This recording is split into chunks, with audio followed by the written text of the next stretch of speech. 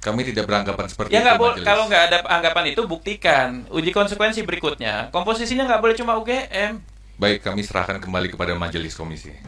Ya, majelis diserahkan, tapi saudara tidak melaksanakan. Jadi saudara harus laksanakan.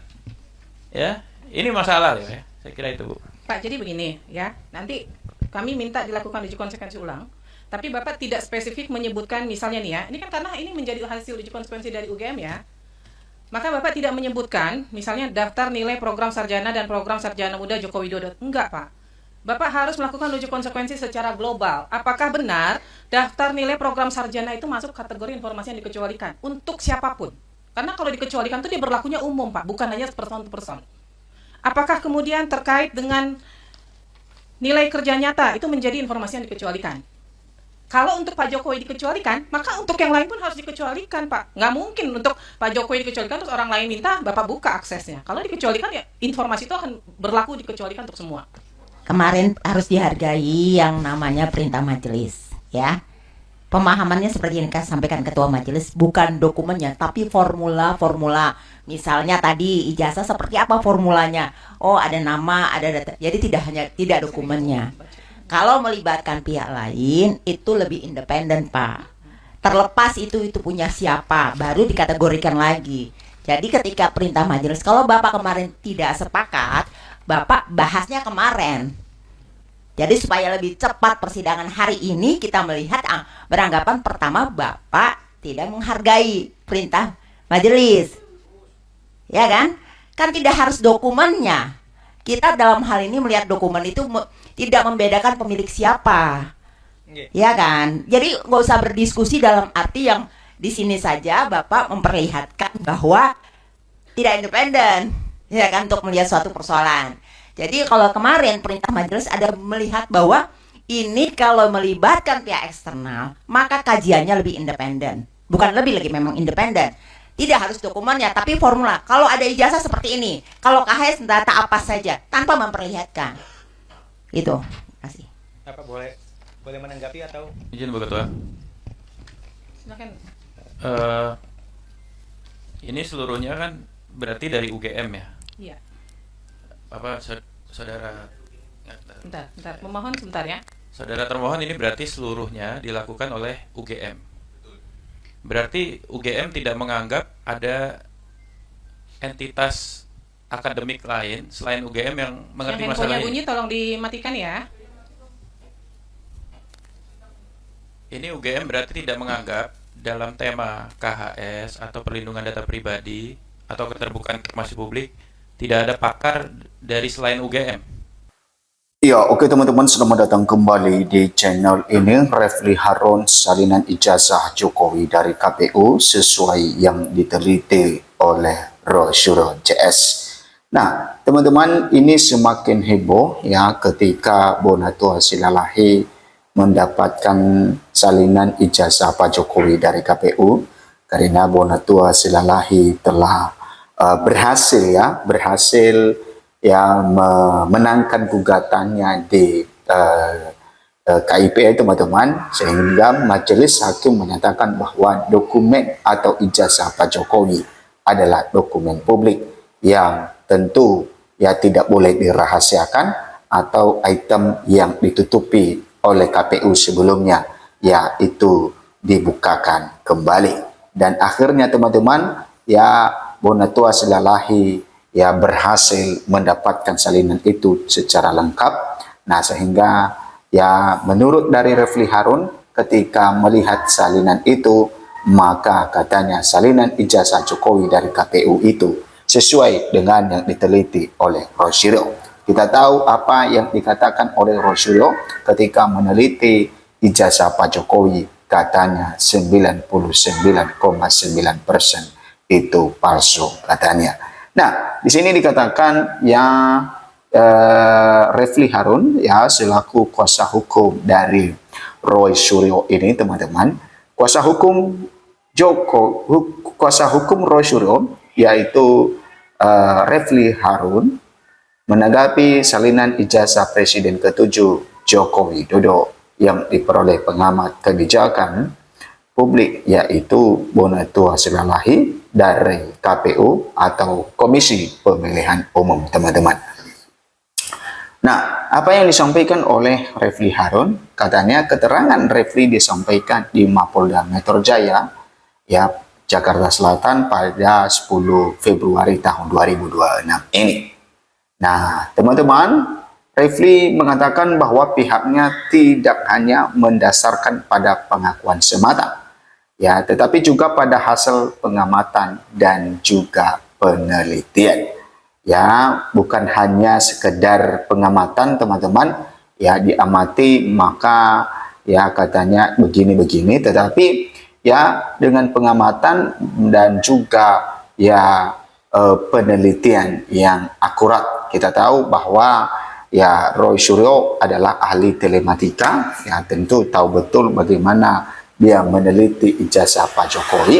Kemudian Rismond Hasiholansiani adalah ahli digital forensik, dan begitu juga dengan Dr. Tifa, dia memiliki ahli di dalamnya dalam metode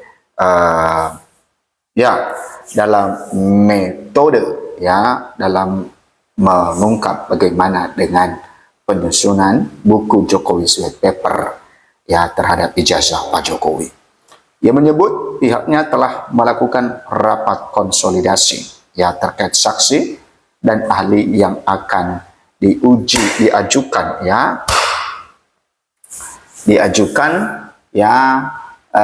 salah satunya Bonatua Silalahi. Nah, ternyata bahwa mereka sepakat akan mengajukan Bonatua Silalahi sebagai ahli, ya, salah satu sebagai ahli. Kita tahu beberapa waktu yang lalu Rocky Gerung datang ke Polda Metro Jaya untuk ya memberikan kesaksian bagaimana, menjelaskan bagaimana metode yang dipakai oleh Dr. Tifa, teman-teman, dan katanya bahwa itu tidak boleh ada pidananya, ya, tidak boleh ada satu yang namanya kriminalisasi di sana.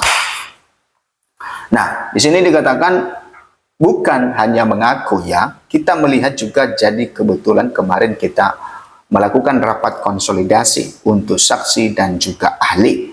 Dan insya Allah Bonatua adalah salah satu ahli yang ingin kita ajukan, kata Refli. Nah, kita masih menunggu nantinya, teman-teman, apakah Bonatua Silalahi ini ya dipanggil oleh Polda Metro Jaya untuk bisa yang menjadi ahli yang meringankan bagi Roy Suryo CS, ya, seperti yang disampaikan oleh Refli Harun. Menurutnya Bonatua merupakan peneliti independen yang meneliti ijazah dan dokumen-dokumen pendidikan Presiden ke-7 Republik Indonesia Joko Widodo. Untuk mendapat salinan dokumen tanpa sensor, Bonatua disebut menempuh proses panjang. Ya, kita tahu bahwa Bonatua ya menempuh proses panjang dalam hal itu, sidang demi sidang dia tempuh, teman-teman, dan itu adalah jalur hukum, ya, artinya bahwa sah secara hukum proses yang dilalui oleh Bonatua Silalahi. Dia menggugat ke KIP, Komisi Informasi Pusat, sampai bahkan ke Mahkamah Konstitusi, walaupun di Mahkamah Konstitusi bukan ditolak, tetapi di NO karena dianggap tidak punya legal standing, ujarnya. Nah, Refli ya menjelaskan bahwa setelah melalui beberapa kali persidangan, Bonatua akhirnya memenangkan perkara itu. Putusan tersebut menyatakan bahwa salinan ijazah merupakan dokumen publik yang tidak boleh ditutup. Nah, memang penegasan dari Majelis Hakim bahwa salinan ijazah Pak Jokowi itu adalah dokumen publik yang tidak boleh ditutupi. Dari 9 item yang sebelumnya ditutupi, ya, seluruhnya kemudian dibuka.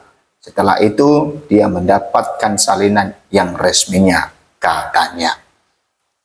Nah, ia menegaskan bahwa salinan resmi tersebut bersifat mirroring, yakni identik dengan ijazah yang diserahkan dan dilegalisir oleh Joko Widodo. Nah, kalau kita bicara salinan yang resmi itu berarti mirroring. Jadi yang didapatkan Bonatua itu adalah mirroring dari apa yang diserahkan Jokowi sebagai ijazah yang dilegalisir. Ijazah yang dilegalisir itu mirroring harusnya dengan ijazah coklat asli jelas Refli Harun. Nah, kita lanjut teman-teman, apa yang disampaikan lagi oleh Bung Refli Harun terhadap ijazah Pak Jokowi ini, ya. Nah, di sini dikatakan bahwa menurut Refli, ijazah yang disebut sebagai asli harus konsisten dengan ijazah yang diperlihatkan dalam gelar perkara khusus oleh Polda Metro Jaya pada 15 Desember tahun 2025. Nah, ijazah coklat aslinya harus mirroring dengan yang diperunjukkan pada tanggal 15 Desember 2025 digelar perkara khusus di Polda Metro Jaya. 4 hal itu harus konsisten, ujarnya. Nah, teman-teman, kita tidak tahu ya salin ijazah ya atau ijazah yang ditunjukkan oleh Polda Metro Jaya kepada Rasul CS ini apakah sama dengan ijazah yang didapatkan oleh Bonatua Silalahi ya dari KPU. Ya tentu ya kalau ijazah itu pasti sama ya, tapi kalau beda nah itu yang dipertanyakan. Ya, kita tahu ketika Polda Metro Jaya menunjukkan itu tidak boleh difoto, ya katanya Rasulullah tidak boleh dipegang dan lain sebagainya, hanya dilihat saja. Ya, sehingga publik tidak mengetahui secara persis ya ijazah yang ditunjukkan oleh Polda Metro Jaya tersebut.